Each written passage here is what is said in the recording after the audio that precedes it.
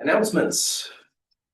We're going to be spending tomorrow reviewing. I don't know if we'll need the entire day for this class. It's fairly straightforward, more self-study than a bunch of questions, but do note that the way that I typically hold exams will be consistent through this class as well. I'm not gonna throw a bunch of regurgitory material on the exam. There may be some design exercises, something that you're actually going through.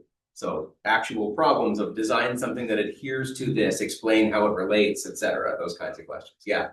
For me, we need a note sheet for the exam. Yes. As always, I hate regurgitation on exams, so I want to give you the ability to, whatever you would otherwise have to memorize, throw it on a sheet, because memorization in the age of the internet is not the most important skill. There's a bit of value to the important things, but yeah, there's that. There's the exam on Friday. There's the third set of chapters that are due on Sunday, and that's what we have going on. Are there questions? Yeah. Yeah, that's probably fine. Whatever would be useful. I will design an exam so that you're doing something on the exam, so that regardless of what you prepare, what you're doing in class is not just referring to something that was on a slide or on a summary of the slides, that you're actually doing something. All right, so we're getting to the fun part of this class, where we are going to be doing a lot more doing than listening. But to get there, we have a little bit more to get through as we talk about paper prototyping. But starting next week, we're going to be diving into the beginning of a rest of the quarter long project that will be looking at balancing, playtesting and balancing a trading card game. So I will be giving you some pre-constructed decks. Basically, I'll give you the information and you will be writing them on the cards. And then we're going to play test this in class, gather some data, and then use that data to start to understand the mathematical shape of the game so that we can make some targeted surgical modifications to it.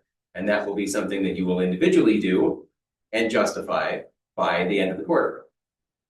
So that's big picture where we are going. But to get to that point, we have to understand a lot of that process. So how do we take the idea of a game, get it on paper, and start playing around with it? Because as we've discussed, when you have an idea that you'd like to eventually be digital, it makes a lot of sense to do as much as you can on paper before you solidify those ideas in code and then have to go change that code when the idea changes, the balance changes, you get feedback from people that says change is necessary.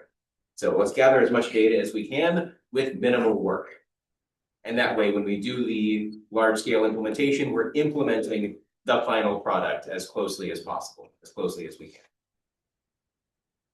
So let's talk about paper prototyping. Lots of design happens on paper. You want to be able to quickly implement and test new ideas without going through a large or long technical process. So it lends itself very nicely to speed and ease of implementation. You can mock up some game pieces, you can mock up a game world, you can mock up something that emulates the digital idea that you want, and you can start playing around with it to get a sense of how does it feel to engage with it. So it lends itself really well to initial development speed. You don't have to have implemented all of the textures, all of the shaders, all of the world, all of the assets, all of the scripting logic for all of the objects, including the player object within the world. You don't need the physics. You don't need the collisions. You don't need any of this.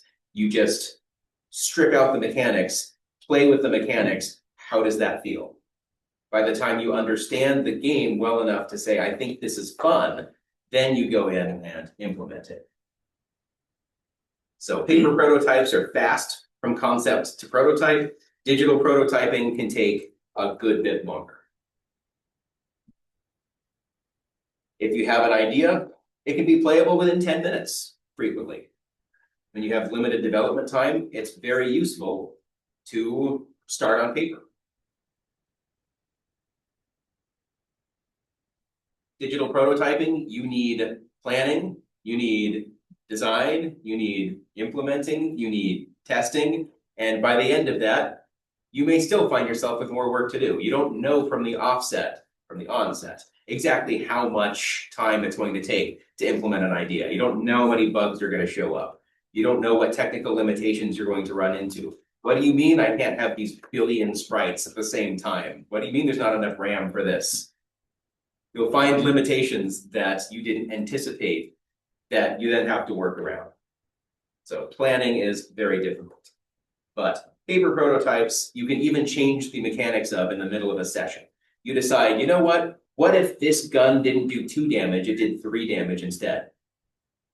Nothing needs to change except in your mind now, the damage is 3 and not 2.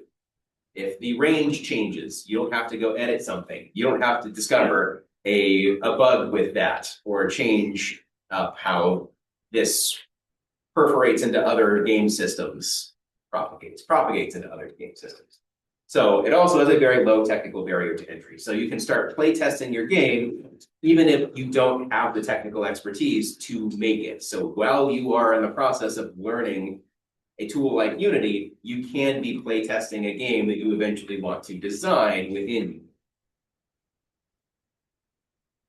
And thankfully for me, minimal artistic talent is needed. It doesn't matter if it looks great, as long as people can understand what it is, which is probably good. I'm not too capable of producing something that looks great to begin with. This also means that everyone on a team or in a development group can meaningfully contribute to the game from the onset as well. The prototype can be super collaborative. When you write code, computer scientists have this knack of going off and doing their own thing, or dividing up the work. You do this piece, you do this piece, I'll do this piece. And prototyping, paper prototyping on the other hand, is a very collaborative process. So you can all work together and have your ideas come together without needing external communication between you while you are in the process of planning. If you're new to a team, you can figure out how to work with them in ways that don't have long-standing problems that here. There's an extra symbol in there. Can help all team members feel a sense of ownership of the project as well and commitment, since the ideas are being generated by every member of the group. Again, you're not just responsible for your slice of the project, you're all cohesively responsible for the paper prototype.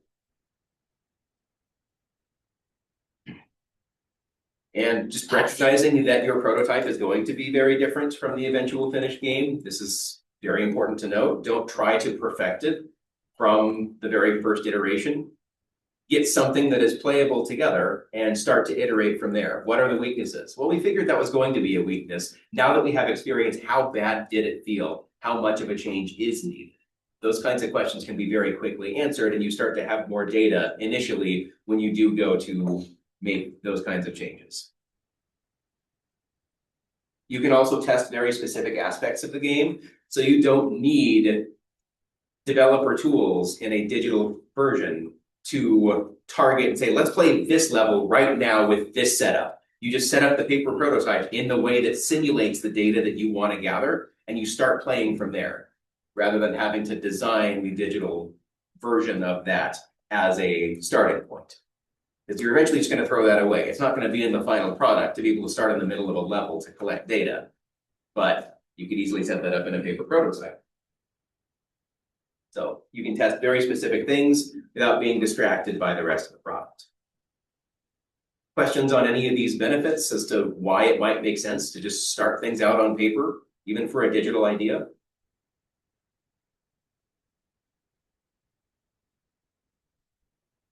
Right. What could you use? Large sheets of paper are particularly useful for this. Anything that is grid-based is very useful. So line-based paper is not particularly great. It's better to have something that works in a grid because a lot of games are played in 2D or 3D space or 2.5D space. Even if it looks 3D, it's kind of flattened to the point where you can have a top-down perspective on the game and treat that as a 2D space. Dice, any kind of randomizer that you can use. So I prefer using online random number generators where possible, but if you physically use dice, obviously it feels more like you're playing the game. There's something physical in your hand that you are using to decide the outcome of the game. Cards can also help with random generation. This could be typical playing cards, but they could also be any other cards that could represent any mathematical idea. Again, that allows you to put some kind of visual representation on the card that makes it feel a little bit more real than just a number. Index cards are good for brainstorming, taking notes, any quick card decks, something that you don't have time to put things on real cards that you might actually use, or you don't want to mark up an existing pack of playing cards. Just write them on index cards, doesn't matter. Post-it notes for arranging and sorting ideas, keeping yourself organized. Having access to a whiteboard, multiple colored markers. Your design can go on the whiteboard or your notes can go on the whiteboard, color-coded in ways that you can start to get data on how things feel. Legos can be fun as ways of just building models or ideas so that you actually have something physical in front of you. If you want to represent a boss, throw it together with Legos. And now it's a lot more fun to be playing around with a paper prototype on a grid where you just slap this Lego monster down on it, but the boss has arrived. This can be as fun as you want to make it. A notebook, something that's small enough to carry, but large enough to hold enough ideas that you will have over the course of all of your testing. So notes are especially useful. These can be digital notes, but I find that the act of writing something physically, there's something about the muscle memory of that that really helps. Also, things that are digital can get lost, can get confusing. Where did I store this? What was the organization for this? Whereas if it's written, it's a little bit easier to do. Maybe I'm just old. Yeah, if you want to take notes digitally, that is perfectly fine. So we're going to dive into an example paper prototype. I'm going to have this genius idea that's totally been done before, and we're going to go through the idea of how you might paper prototype this genius idea that's totally been done before. All right, so I've come up with this digital game concept that is to be deployed on a tablet, and it's based on the combat from Valkyria Chronicles. Who has played Valkyria Chronicles or any of its offset? I think I played the first one on PSP. Yeah, it's getting older and more niche as time passes. The original was released on the PS3, and then since then, I think 1 and 4 have been ported to PC. But other than them, they've been released on PlayStation consoles. But it is a tactical RPG, but its combat system, instead of being grid-like, like a lot of tactical RPGs are, you take turns and you kind of zoom into that character's perspective while they move and engage in combat. And you have a certain amount of movement in order to get yourself positioned and in cover and do damage. And if you enter the line of sight of an enemy, then they get to fire on you. So there's interception fire. So yeah, they call it Blitz. It's the turn-based combat system found in all Valkyria Chronicles games. Mixture of turn-based and real time. Basic idea, you have an army of characters, but you're going to move a single character at a time in real time. So you select the character, zoom into their perspective, and move around in first person. So character can move only a limited distance. They have a certain amount of movement that they can go in. But enemy characters, so whoever's turn it is not, is immobile. They are facing where they are, If they're in cover, they're in cover. If they're not in cover, they're not in cover until their next turn. And they have line of sight. If anything enters their line of sight, they can do something about it. They can shoot at the player character if they have line of sight.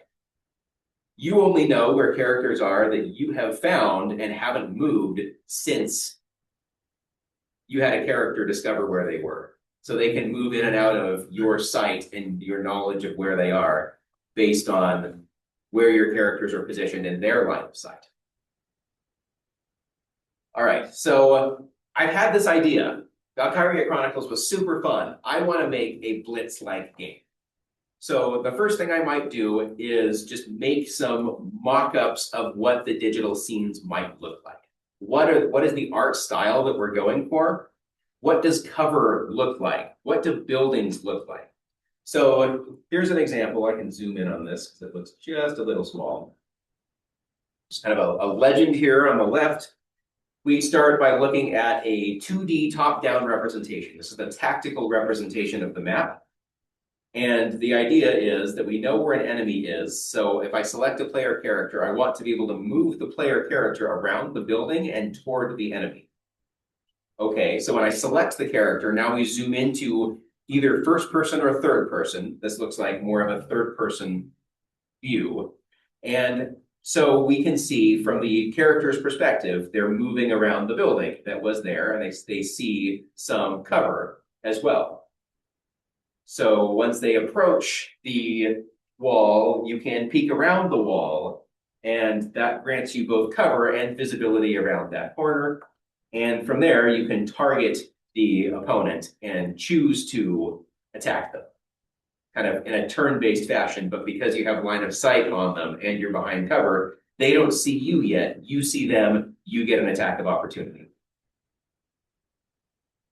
None of this has been programmed. This is all just a quick mock-up. It does not, the player character barely looks human. It's a circle and a triangle. It doesn't have to be good, but you can get a sense from this of what the character can see, get a sense of where cover is located. Wherever there is green, you could have cover. So this is a very useful just mock-up of what might be an eventual digital scene. What can we test with this? Things like map layouts and level design. We can start to get a sense of how much cover is there in this map. How many buildings are there? How many enemy units could reasonably be hidden at a time? How many player characters should there be to be able to navigate this space? These kinds of questions can be thought about from the abstract of just looking at this prototype. You can also start to think about what kinds of maps work there. What does an open layout look like? What does a very narrow layout, if there are lots of paths with lots of cover, what does that look like? What's going to work well? What will be easier or more difficult for the player? You can start to think about your enemy AI. Now that you've designed the game, you can take the role of the AI, and regardless of what you've coded with regards to an enemy AI and a digital prototype, you can now do what is optimal, what is close to optimal, what is random. You can start to simulate all of that without having written the scripts for the enemy behavior. You can start thinking about, all right, how much information about the player's troops should the enemy AI have? Should they always know the position so that they can bum rush? Because players are going to be better than just about any enemy AI than you can reasonably write. And you want to design the AI to be defeated. So you don't want to design it to be perfect. So you could design an enemy AI that has perfect knowledge of the player's characters but then acts stupid. Or you could have them follow exactly the same rules as the player character, discovering where the player's characters are, and then acting relatively intelligent once they discover the location of those troops. So different kinds of options that you can play around with, but at the prototype level, before, again, you've written the enemy AI scripts, decided that the way that I implemented this enemy AI is not fun to engage with. The enemy AI is just dumb and is not fun to defeat. Well, we got to scrap this and completely rework all of our enemy AI scripts. What are the goals of the enemy AI? How should those be ranked? What in your playtesting is most important, next most important, least important? How can the AI pose a challenge? What should the AI be considering when it moves? Should you be moving in groups? Should you be going off individually to be more easily surrounded or attacked from behind? In general, good AI design, you want the AI to be fun for the player to defeat. You should not be designing it to defeat the player. So designing for the right amount of challenge for where the player is at their current skill level. You can start looking at weapon designs. So you can start looking at things like, how accurate should my weapon be? How much damage should the weapons be doing? You can start looking into the effective range.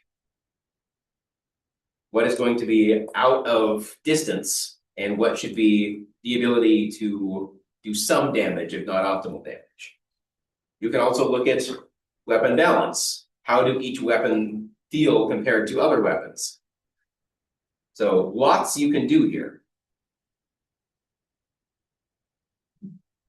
You can play with these core mechanics throughout this and get an idea, is this base idea fun? And what are the big, large-scale design decisions? You can start to make those variables as to what do we have control over that we can change? And how do small tweaks change how that feels, how the whole game feels? Questions on any of this so far?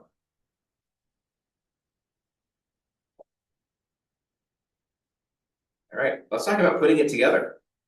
So we've had this idea, we've written some mock scenes, drawn some mock scenes, but now we actually want to build the prototype so that we can play Blitz on paper.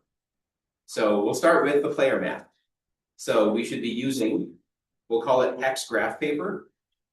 So it's more boring if you just have a straight grid with north, south, east, west. Much more interesting if you have 6 ways to move in a particular cell. It better represents real time or real control of a unit. So hex graph paper will allow you, and it will also better represent things like line of sight. So we'll construct some, we'll cut out some gray buildings from paper. We'll cut out some brown low walls that represent cover that you can see over. And there are some red capture points that we want to make sure that we have captured. And if either side captures all of the capture points, they win the map. Here's what that might look like. So here's just a map with some buildings, some cover, some capture points. Then we could throw in the enemy units. So we can start with some red triangles that are on hexes that have an orientation. And you can see with hex, you can easily see what line of sight would be. They have the hex that's right in front of them and the 2 hexes in their peripheral vision. So this is your GM map. The player map and the GM map are copies of each other, but one is the one that the AI is playing with and knows where the AI's units are located. And one is the map that the player is playing with. They don't know where the enemies are. So just like in D&D, there will be a dungeon master or a GM or a designer who is responsible for ensuring that the player's experience mirrors what it would be like to play the game. So the GM will refer to the GM map and make changes to the player map as the player gains the information from the GM map. Yeah.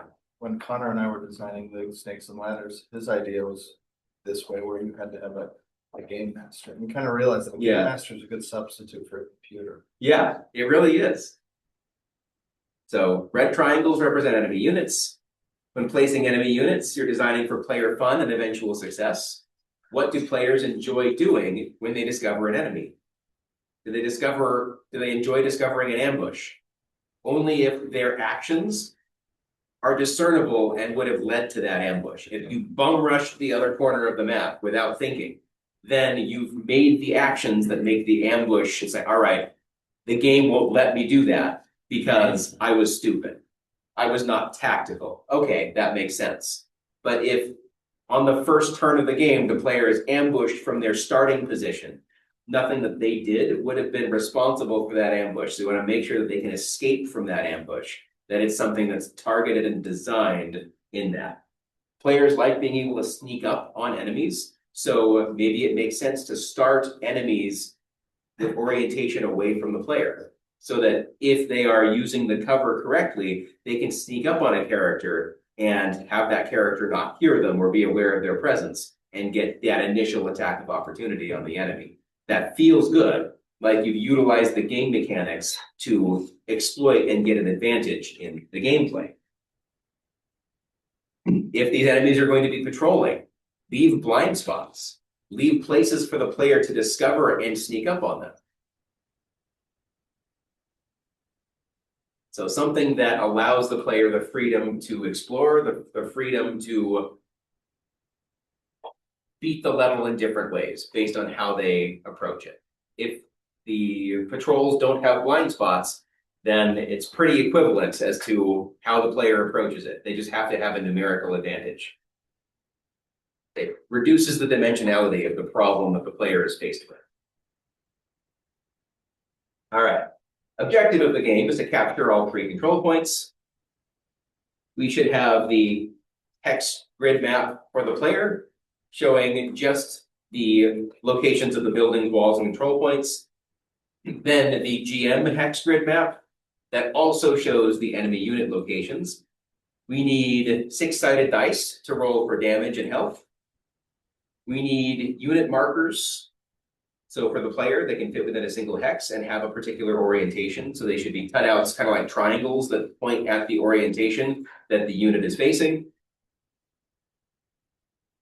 We can color and number those units, especially if you use Star Wars references in the middle of that. I added that.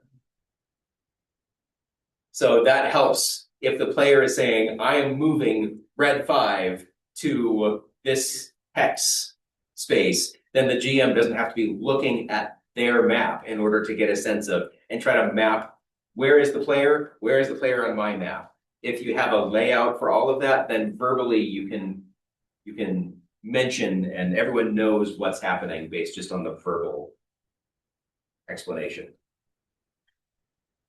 You should certainly have different colors for player and enemy units, because eventually you're going to be placing enemy units on the player's map when the player becomes aware of that enemy unit's location and orientation.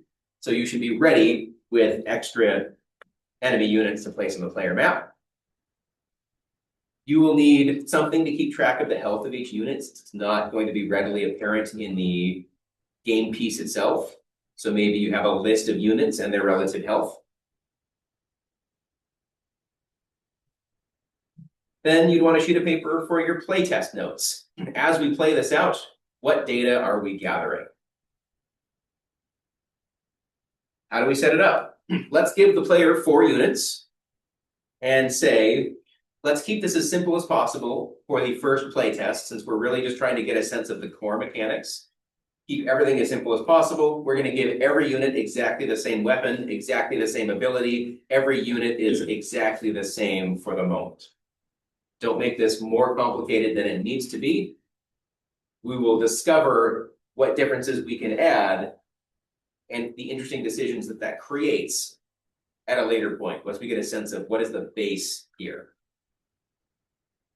We'll say the player can select any hex on the edge of the map as their starting position, placing a single unit there, and then they can only place their other units on adjacent hexes to that initial unit. So they have complete and total freedom of where they would like to enter the map from. Once they do that, all of the player units have to enter from adjacent to that space. Units can see 10 spaces in an arc in front of it. So 10 spaces directly in front and 10 spaces to the side, creating kind of a diamond. Looks kind of like this. So that is a unit's visibility. If a unit that is free form, there's no building in between it or cover in between it, and you become aware of a unit, then you can see it if it's in your visibility. So units share visibility with nearby units, meaning that if one of your units sees another enemy unit, they can alert the rest of your team to that enemy unit's location discreetly. They're not giving away their location when they do that. So buildings block visibility, but I guess cover does not. And note that the GM is going to be responsible for those calculations because there's no way for the player to know whether they have visibility over an enemy. So the GM is going to have to make sure that once the player has moved and is moving, every single square that it moves is a new visibility calculation for when and how units become visible. As the player unit discovers an enemy unit, the GM will place the enemy unit on the player's map. When the enemy becomes no longer visible, then the GM will remove it from the player's map. This could be it's the enemy's turn and they go behind a building. Poof, they're gone. We don't know where they are. If the player that was seeing this unit leaves and goes behind a building, the enemy is gone. So you need to have continuous visibility in order to know where things are. In general, on each of a player's turns, they have 4 action points. With an action point, they can move 1 player unit. So you select a unit and you can move them. Units can move 8 spaces on their first movement action per turn. If you use additional AP on the same unit in the same turn, its movement is reduced by 2 for each additional time that it is selected. So you have 4 AP, you could spend 1 AP, move a unit 8 spaces. Spend another AP, you could move another unit 8 spaces, or the same unit you just moved 6 more spaces. So you get 6 on the second move, 4 on the third, etc., assuming you're targeting the same unit. Again, you get the default of 8 if you're choosing different units.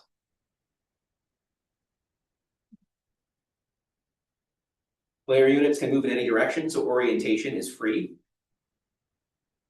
While moving, the unit has a visibility of 10, not just in their line of sight, but suddenly now in all directions.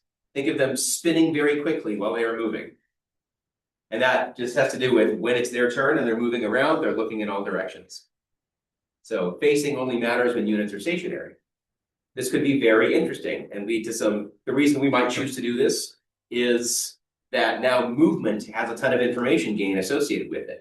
You can learn a lot from selecting which unit you're moving, not just to get in better position to attack, but also now to discover where enemy units are. It also makes it harder to get snuck up on if you're using your units as scouts in addition to attackers and defenders.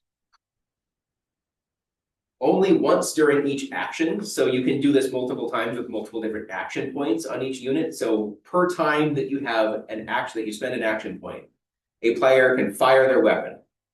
So they can move up until a particular point. Once they've reached the destination that they would like to be, they can fire and then use additional movement to get out of that location.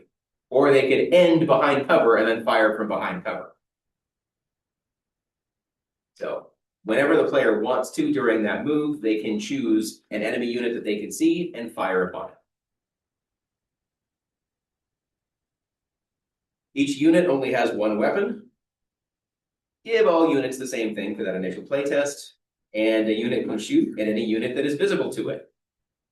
How does that work? We calculate the odds of hitting based on the distance to the enemy and a table that I'll show you momentarily. A pistol fires 3 times and rolls a 1d6 for each shot fired, and only hits based on whether it hits or not. It always does the same damage, but the chance to hit will be dependent on the number of squares away from the enemy that you are. So 2 damage for each shot that hits, and there's a 2 hit based on how far away you are from the enemy. I'll give you that table. If the target survives, it will turn to face the attacker, so change its orientation to be back at the attacker and fire back. So there's significant advantage to killing an enemy unit before it can fire back on you. Or if you're firing from behind cover, then the fire back is much less likely to hit. So the pistol, 3 shots, 2 damage per shot. And it's very effective up close. You just have to roll a 2 in order to hit. A 2, 3, 4, 5, or 6 will hit from 1, 2, or 3 hexes away. You have to roll a 3 or higher for 4 or 5, a 4 or higher for 6 and 7, a 5 or higher for 8, and a 6 or higher for 9 and 10. So you only have 1/6 accuracy from 9 or 10 squares away. But you have up to 5/6 accuracy from 1 or 2 hexes away. Interesting. So your positioning is very important when you choose to attack. And you can see there are plenty of other weapons that maybe you prototyped at this point that you'd like to include in the game, but again, it makes way more sense to just feel the base. How does the game feel to play when everyone has a pistol?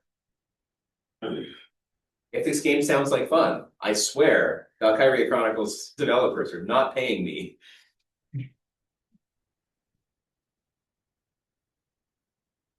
So how does cover work? If the unit is in a hex adjacent to a low wall or corner of a building, we'll consider it in cover. Well, in cover, any damage taken is halved and rounded down. So 2 damage to 1, 3 damage to 1, 4 damage to 2.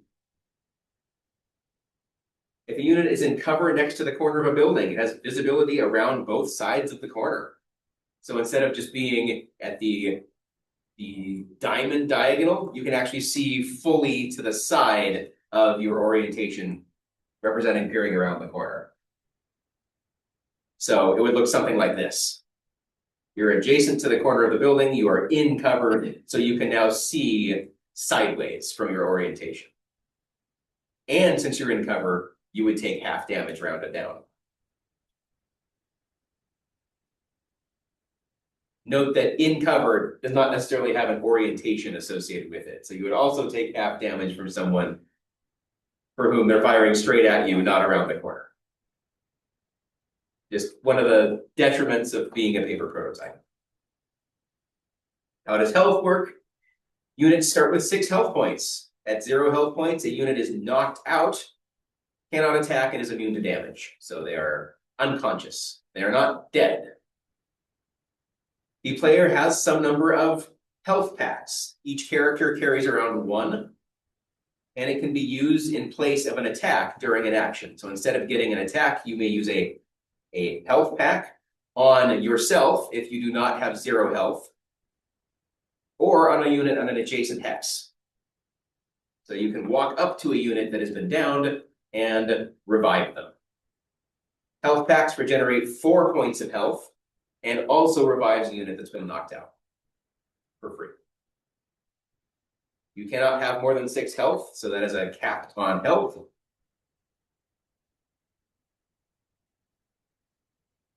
We'll talk about interception fire. So a unit whose turn it is not can fire on the active unit if the active unit enters the stationary unit's visibility and firing range. So as soon as they enter the visibility,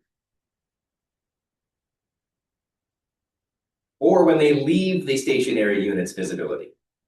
So when you enter or leave, as far away as it possibly can be so that you don't take as much damage. Unless, of course, the enemy has a sniper, in which case, if we looked back at a sniper rifle, that would be very bad for you. You also get interception fire if the active unit ends its action within the stationary unit's visibility. So 3 chances for an opposing unit to fire on you, but if you're in good cover, if the enemy unit moves, that's 3 opportunities for you to attack them when it is not your turn. So all of your movement must be very tactical. Once a stationary unit is fired on an active unit, the stationary unit will turn the orientation to face and follow the active unit. So you can use scouts kind of as a way to detract fire, change something's orientation so that you can move behind them. In an interception attack, half the number of typical shots are fired rounded up. So a pistol had 3 shots. A pistol in an interception fire takes 2 shots. If both the active and stationary unit want to fire at exactly the same time, the active unit will shoot first, continuing with the Star Wars references. Our control points captured. An active unit can claim a control point only if it ends its turn in the shaded part of the control point, and there are no conscious enemies also within the control point. Enemy units can reclaim control points using exactly those same rules. So it begins with all of the control points under the enemy's control. You win if all of the control points are under your control. You lose if all of your units die. Win condition, player has control of all 3 control points at the same time. How are we doing? We feel like we have a sense of this game just from this, the rules. Does it feel like something that you could paper prototype and play around with and get a sense of how it feels? Yeah. So this is something that, it's a very good digital idea. It sounds fun to play. You can learn a lot about this without writing a single line of code. As you were to construct this, the goal would be for the player to have fun. So it should be balanced in such a way that it shouldn't be too easy. Like, it should require strategy in order to defeat the enemy, but it shouldn't be impossible or require immense strategy to defeat the enemy. So one thing to consider, you can place it so that the GM has more units. Don't move them until they're aware of the player.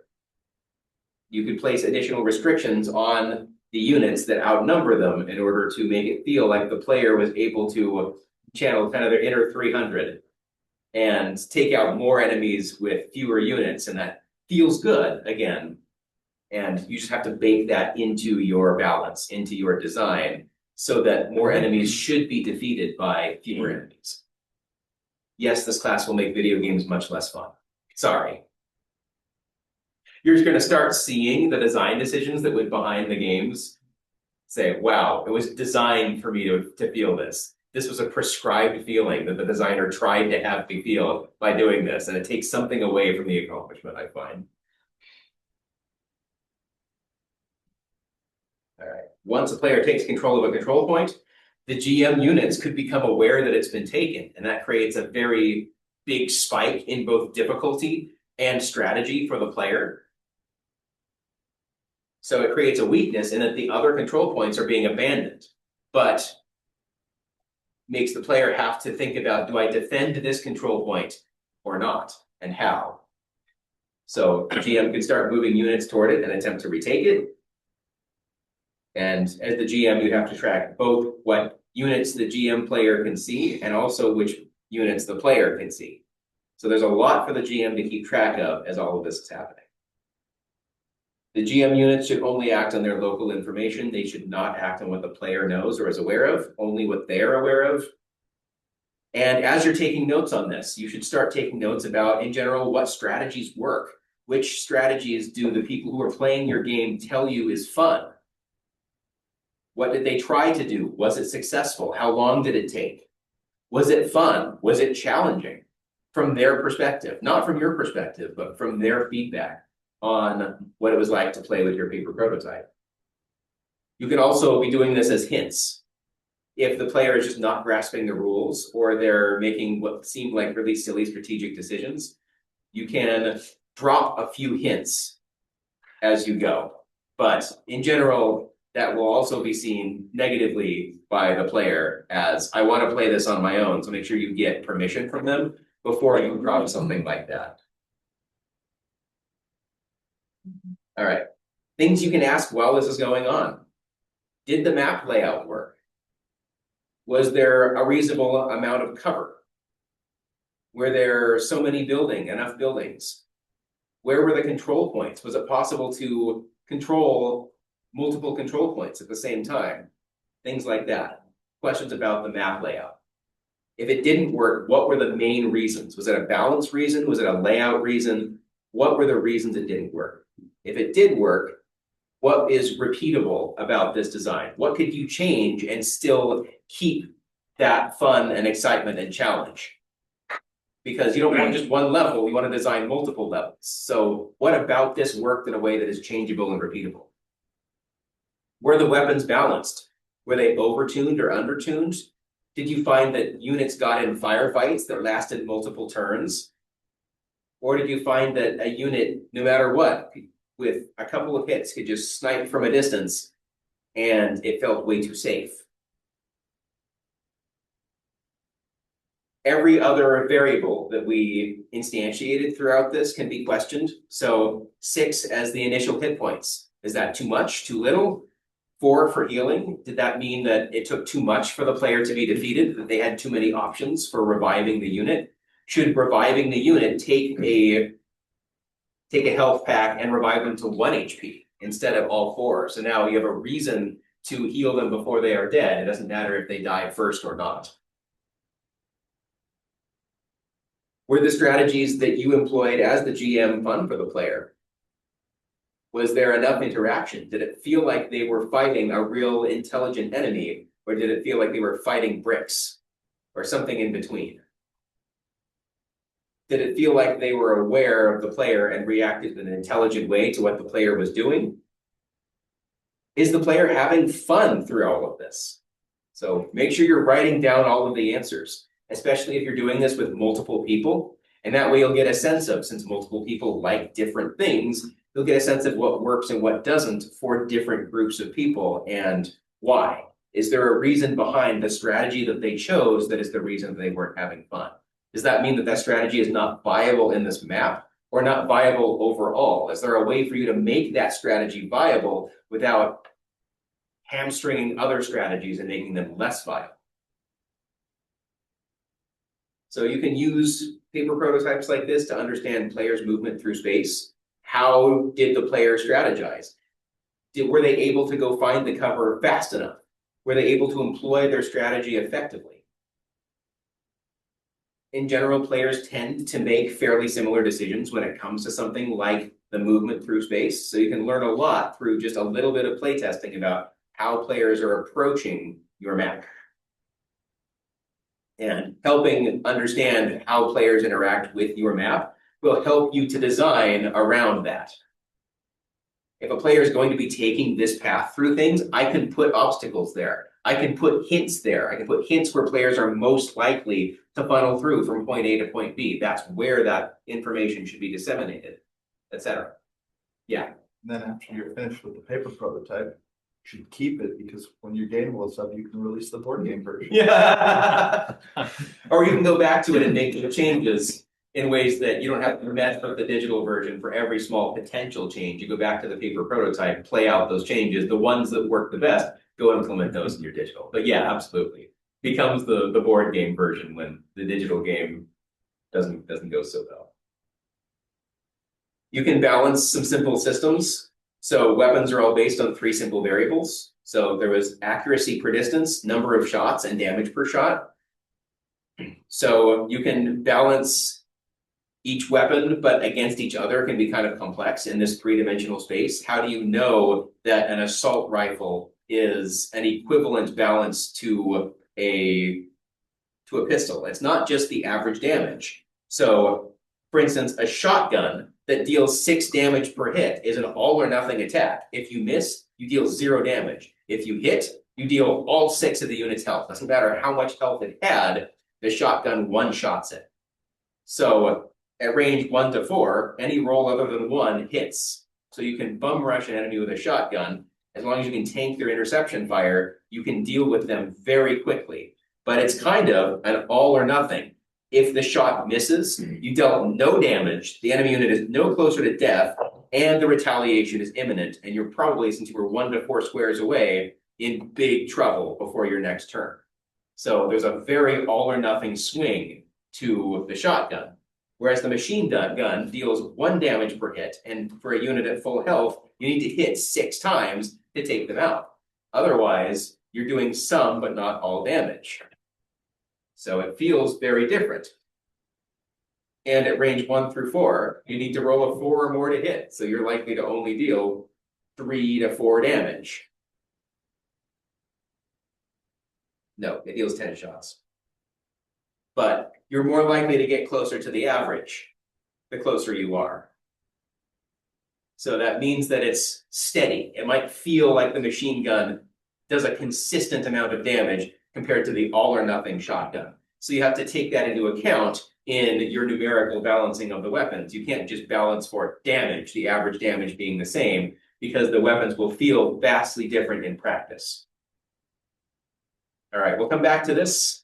We're just about done with this, but we'll see what kind of time we have tomorrow after we ask about questions. Come prepared with any questions from the study guide. Okay,